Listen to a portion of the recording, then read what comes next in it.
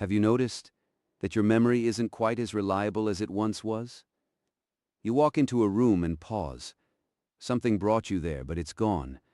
You reach for a word mid-sentence, and it lingers just out of reach. Names you should know, appointments you almost miss, small things perhaps, but they begin to add up. And over time a quiet thought appears. Is this just what happens now? Now, I've spent over 40 years practicing medicine. I've had this conversation more times than I can count. Intelligent, capable people sitting across from me, concerned about their minds, and I understand that concern, because the mind is not just another organ, it is how we experience everything. Before we go further, let me say this clearly. What I'm sharing comes from my perspective as a physician, based on years of experience and observation. But this is not personal medical advice. Your health is individual, and any changes or concerns should be discussed with your own healthcare professional. And if you find this kind of calm, experience-based explanation useful, you might consider subscribing. Not out of urgency, just so you have access to grounded information when you need it. Let's take a closer look at what may actually be happening. Many people over 50 begin to notice subtle cognitive shifts. Not dramatic memory loss, but slower recall, reduced focus, a certain mental heaviness that wasn't there before. And this is where most people make a quiet but important mistake. They assume it's simply aging, that the brain, like an old machine, is gradually wearing down. But in reality, the brain is far more adaptable than that. And this is where I often ask my patients a very simple question. When did you first notice the change? Because the answer is rarely suddenly. It's usually gradual, quiet, almost unnoticeable at first. A missed detail here, a forgotten name there, and over months or even years it becomes something you can no longer ignore. Now this matters more than it seems, because gradual change often points away from disease and toward patterns. Daily habits, small imbalances, things that don't feel significant on their own but accumulate over time. And this is important to understand. The brain does not decline overnight without reason. In most cases, it reflects how it has been supported or neglected over a longer period. So instead of asking, "What's wrong with me?"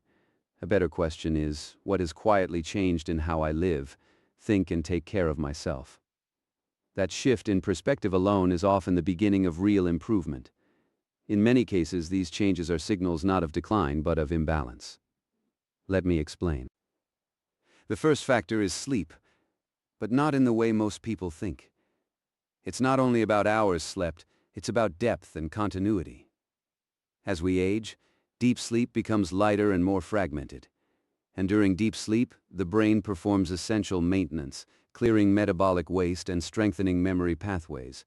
Without this process, thinking becomes slower, less precise.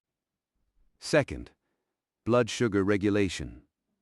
Now, even small fluctuations in glucose can affect how the brain functions. The brain depends on a steady energy supply. When blood sugar rises and falls sharply, you may notice lapses in concentration, irritability, or that familiar foggy feeling, and this can happen even without diabetes.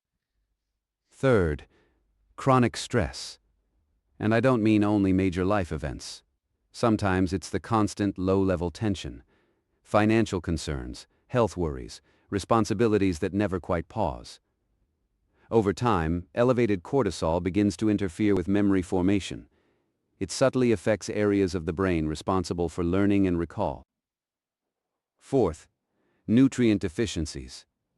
This is more common than most expect.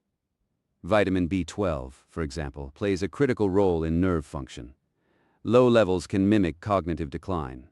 Vitamin D, magnesium, omega-3 fatty acids all contribute to brain health in ways that are often underestimated. Fifth, physical inactivity. Now this is one of the most underestimated factors. Movement is not just for muscles, it directly affects the brain. Regular activity increases blood flow, supports new neural connections, and even promotes the growth of new brain cells. Without it, the brain becomes less responsive. Sixth, medications. And this is where careful attention is needed. Certain medications, particularly those with sedative effects, can slow cognitive processing. This doesn't mean they should be stopped, but it does mean they should be reviewed thoughtfully. Seventh, hydration. A surprisingly simple factor. Even mild dehydration can impair concentration and short-term memory. And as we age, our sense of thirst often becomes less reliable. Eighth, social engagement. The brain is deeply social. Conversation, shared experiences, even light interaction, all stimulate cognitive activity. When social contact decreases, the brain receives less stimulation, and over time, this can affect clarity and recall. Now, let's pause for a moment, because there are deeper, quieter influences that many people never consider. Inflammation, for instance. Chronic, low-grade inflammation often linked to diet, sleep, or underlying conditions can interfere with how brain cells communicate. Or hearing changes.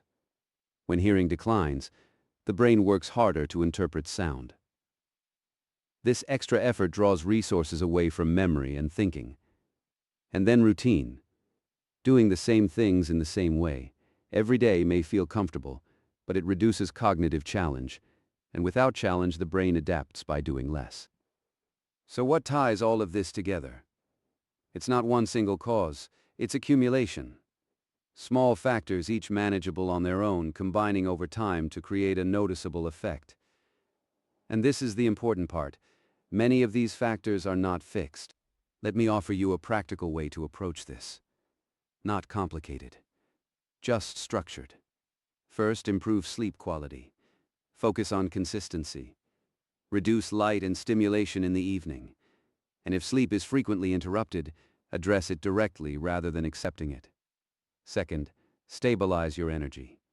Balanced meals, fewer sharp sugar spikes, and regular timing can make a significant difference in mental clarity. Third, move daily. Not intensely, but consistently. Walking, light resistance, even gentle stretching. These are powerful tools for the brain. And this is where many people are surprised. It doesn't require perfection. It requires consistency. Fourth, evaluate key nutrients. A simple check with your physician can reveal deficiencies that are easily corrected. Fifth, stay mentally active. Read, learn, explore new ideas. Even small challenges help maintain cognitive flexibility. Sixth, maintain connection. Regular conversations, even brief ones, keep the brain engaged in ways nothing else quite replicates. Now, if you've been feeling that your memory is slipping, don't rush to label it as decline. Take a step back. Look at the underlying signals. Because in many cases, the brain is not deteriorating, it's adapting to conditions that can be improved. And when those conditions change, the brain often improves with them. So approach this with patience. Not fear, not resignation, but quiet, deliberate action. If this kind of perspective is helpful to you, you can subscribe for more discussions like this. No urgency, no exaggeration. Just careful, experience-based guidance to help you maintain clarity, independence, and confidence in your health.